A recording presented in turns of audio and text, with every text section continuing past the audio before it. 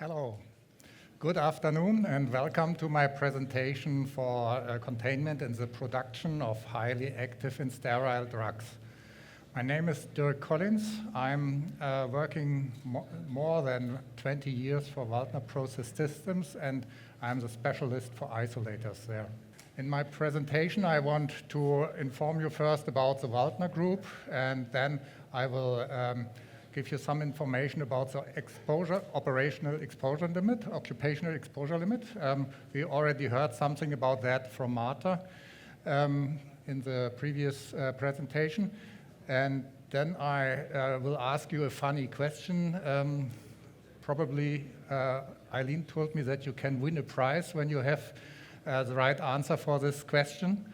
And then I will present a case study, what we recently realized, where we had a production of highly active and a sterile suspension, so both. I will show you some weighing isolators, compounding systems in this project, integrated CIP and systems, and last but not least, I will present you a containment transfer system, a new system what we from Waltner Process System developed. Waltner is a group of companies. Jochen already showed one part of the group, that is a company HAS for the automation system. And we are both working for the area process systems, what is dedicated to the pharmaceutical industry, mainly producing production lines for the pharmaceutical industry. Then we have another division called dosomat filling lines, and an educational division, and the laboratory equipment division. For laboratory equipment, our company is the world market leader for laboratory furniture. Our company has a turnover of about 290 million euro per year, and we have global presence all over the world. Here, for example, with Eileen and her colleagues. So if you need something from us, we would be delighted when you can contact Eileen. We have the development and production completely in Germany, in the very south of Germany, close to the border of Switzerland and Austria. And we have about 1,600 employees, and we train a lot of these directly in-house. Our products are filling lines, what I already showed you.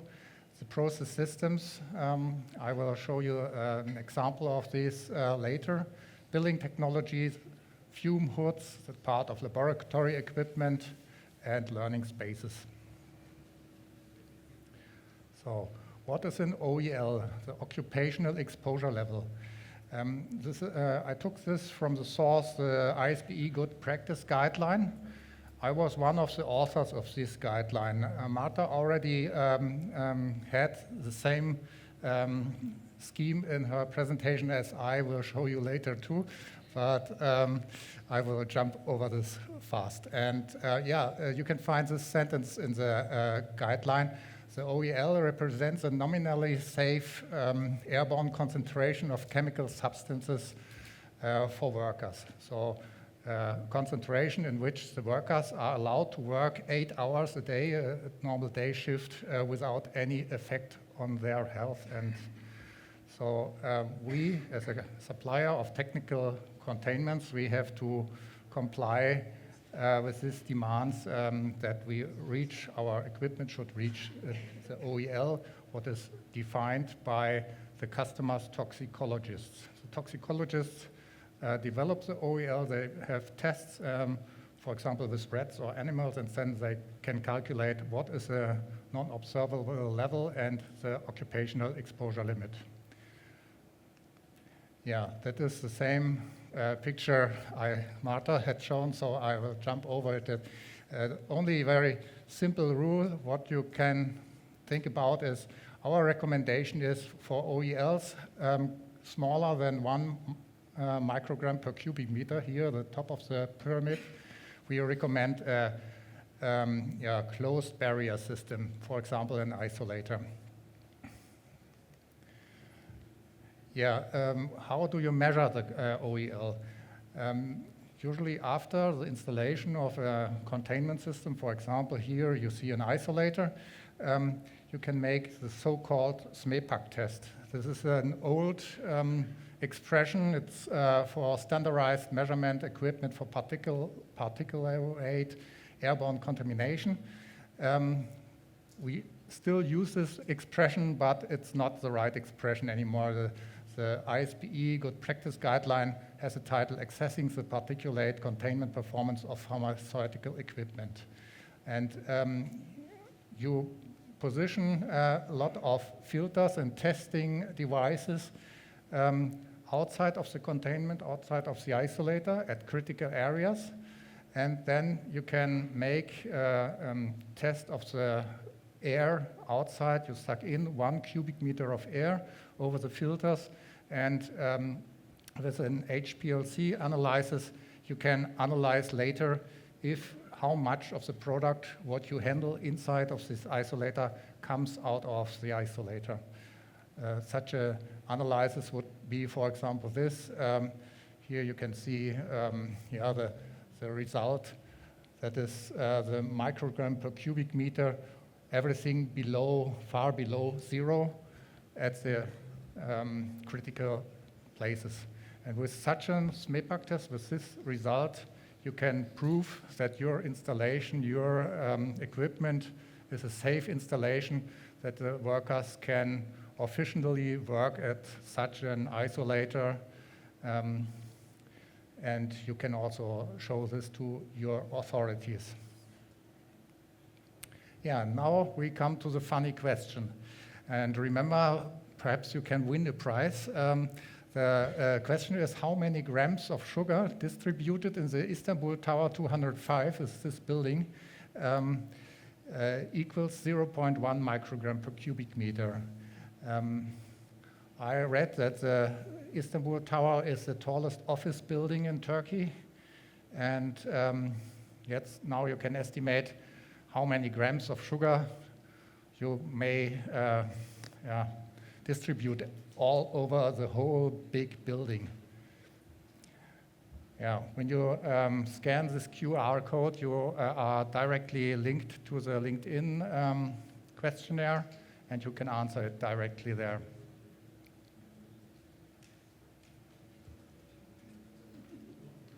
Do you want to scan it, or shall I proceed?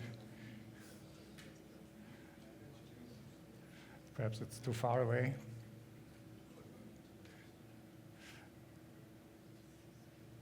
It's a very valuable prize. Not really. Okay. Now we come to a case study, what we recently realized as Waldner Process Systems. We had a formulation of highly active liquid drugs, hormones, anti-cancer drugs, cytostatics. And some of these products were suspensions, so it is not possible to sterilize them after, or make a sterile filtration after the formulation process. And so it was necessary to have a sterile and contained process, what is not so easy. The production volumes were ranging from 10 liters to 1,000 liters, and we had a completely automated formulation process. Jochen already showed you some examples of this production line. And the technical solution was 3 compounding areas consisting of more than 20 mobile vessels, 5 stationary vessels, 10 production skids with wall panels, and 3 CIP plants, 2 formulation isolators, sterile and containment, and 3 formulation isolators and 2 weighing isolators, both only for containment. And the whole automation system for the function of the whole system. The typical formulation process is shown here. You have first, of course, the dispensing, the weighing of the API, then the compounding, the addition of the API into the vessel, then the formulation This is already in a mixed, in a closed environment, mixing in a closed vessel. After that, usually the sterile filtration, then the product is sterile, and then you can fill it in an aseptic filling line. The last step was not in our scope. So in the first two steps, the red color means additional containment is required, because then the product is dusty and it can form dangerous airborne contamination, what the operators can inhale, and so this danger has to be avoided by building a containment. And the other two steps, the formulation and sterile filtration, are in the liquid phases, so it is easier to manage. Liquid is not so dangerous as powder, and it is already in a closed environment, in a closed vessel, closed tubes and filter systems. Yeah, here you see two weighing isolators. They are installed in two clean rooms. They are separated by a clean room wall here of glass on the left side, and inside these weighing isolators, you have integrated balances in the bottom of the isolator, and the balances are also integrated. The weighing terminals are integrated in the back side of the isolator, so very easy to reach, very comfortable for the operators to work with such an isolator to make the API weighing. After the weighing, so the whole process, all the materials were weighed in these two central weighing isolators. They were distributed to the different compounding areas. So one of the compounding area was for not so high toxicity. So we used for the insertion of the API into the vessel foil containment system. There are different suppliers for these foil containment systems, but you are limited in the occupational exposure limit. You can't reach very low levels. So for the lower levels, it is usually necessary to have an isolator. What you can see here, the vessels are installed through the wall. That means the part in the clean room are only the nozzles what are necessary for the working with the vessel. And on the other side, I will later show you a picture of the technical area. All the other connections are integrated, all the valves what are necessary. Here you see a picture what Jochen also had shown. Here are the three vessels integrated or installed through the wall. Here in front are two mobile vessels. They are connected with a cleaning in place system. On this part, on the back side of this clean room wall, there's a cleaning in place system, and the mobile vessels could be cleaned automatically here in this position. That is a technical area. Of course, you don't want to have so much tubes and valves in the clean room, so we have this separation between the clean room and the technical area. On the left side, you can see the cleaning in place system with the CIP vessel and the valves and the tubes belonging to the automatic cleaning system. And on the right side, this is the back side of the vessels installed through the wall. Also here is a compounding skid, what is necessary for the temperature control, for the automatic dosing of water for injection, and for other compounding steps. Of course, for the sterilization too, the SIP process with steaming, the steam. That is another area in the same project, a compounding area, what was for the production of the sterile suspensions.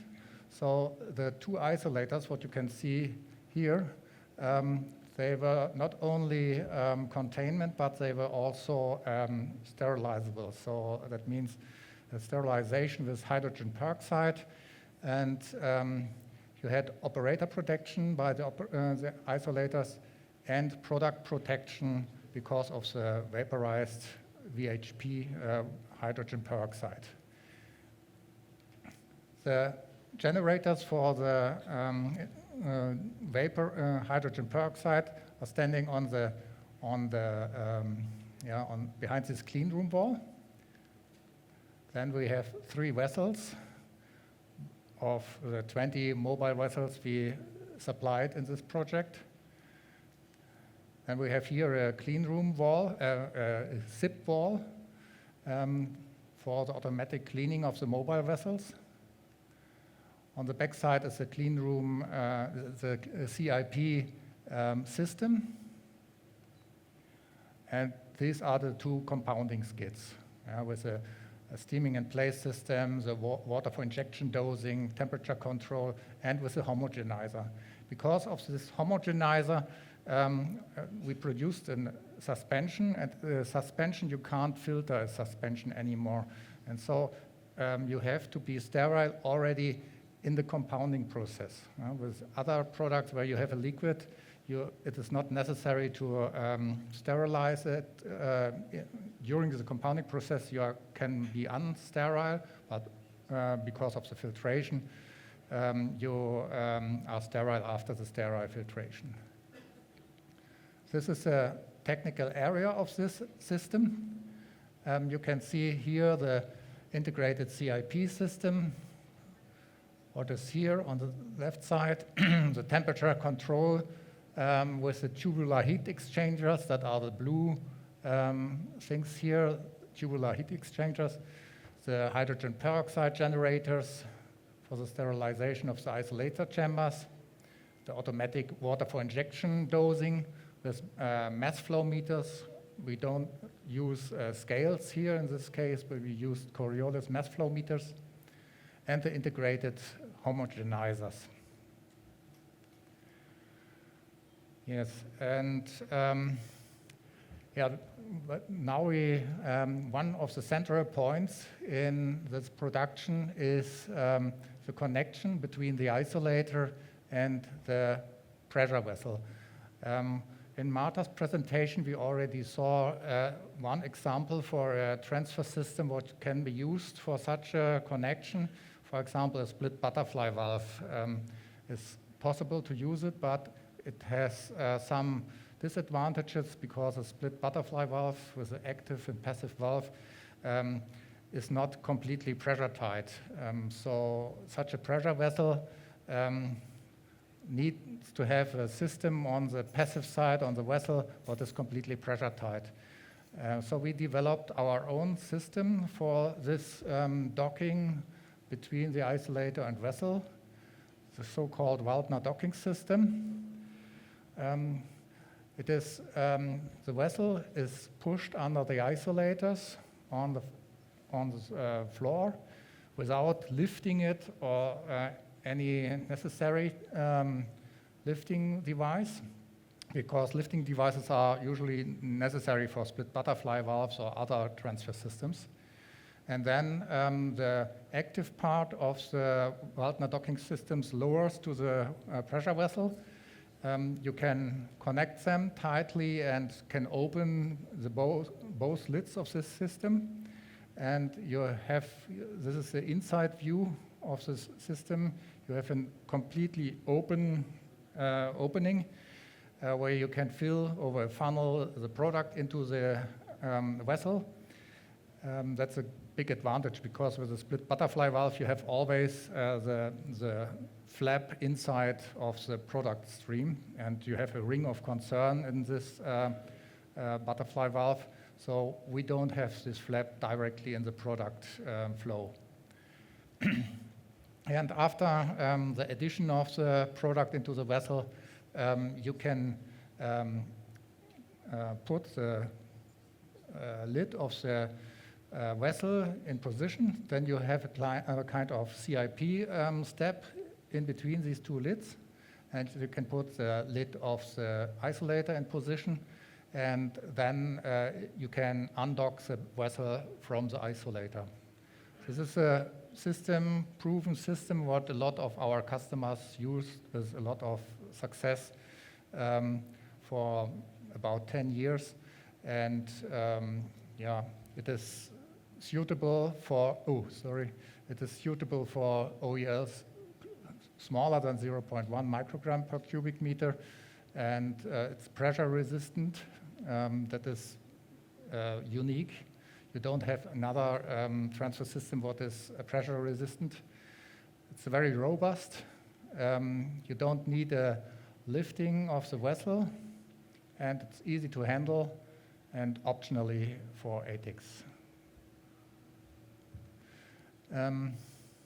Yeah, last but not least, the final step would be the sterile filtration and the transfer to the filling line.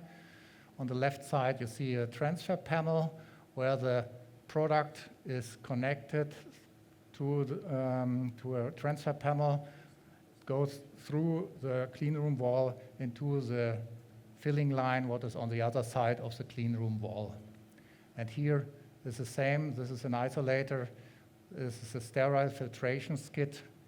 Everything is sterilizable with steam. And after the sterile filtration, our scope ends, and it can go directly into a filling line. Yeah, my recommendation is when you are interested in such a production, you should avoid interfaces. And there are a lot of possible interfaces between these compartments. For example, between the isolator and the vessel, between the vessel and the CIP system or the zip system. And you should really look that you can get as much as possible from one hand, from one supplier. I can recommend us because we are the only supplier, as far as I know, in Europe that can produce or manufacture the isolator, the vessel, and everything in-house from our own production. I don't know any other supplier who produces all this in its own production. Yeah, that was my side. I would be glad if we can talk about that later. I'm here the whole afternoon. Yes, please. I have a question. Yes. I think you apply a leak test. Okay. I think you apply leak test for this kind of units. What is the acceptance criteria? How do you determine the acceptance criteria according to types of volumes? Leak test. The leak test. Okay. The leak test of such an isolator. There are 4 different groups of possibilities. There's an old standard of the Glovebox, American Glovebox Society. There are 4 leak test areas, and usually we can offer the class 2. That means it's 0.25% of volume per hour. So the leakage. Leakage, depending on the phase or how many square meters. Yes, it depends. We have to make calculation for that. Yeah, the leakage test itself is independent from the volume of the containment of the isolator, but of course you have the problem. The bigger the isolator is, the more possibilities you have for leakage, and containment isolators are usually quite good in the leakage test, and they are very tight. But for bigger isolator lines, for filling lines, for example, very big ones, they don't reach such a good leak test result as we reach with our isolators. I think there is a standard recipe to make that test. Yes. Inside. Yes, we have an automatic test. leak test in the control system, and the operator can choose every morning when he starts to work to make this, about 5 minutes of leak test. And then the control system of the isolator says, yeah, the isolator is tight, everything okay. Okay. Thank you very much, Dirk. Thank you. Thank you. Thank you.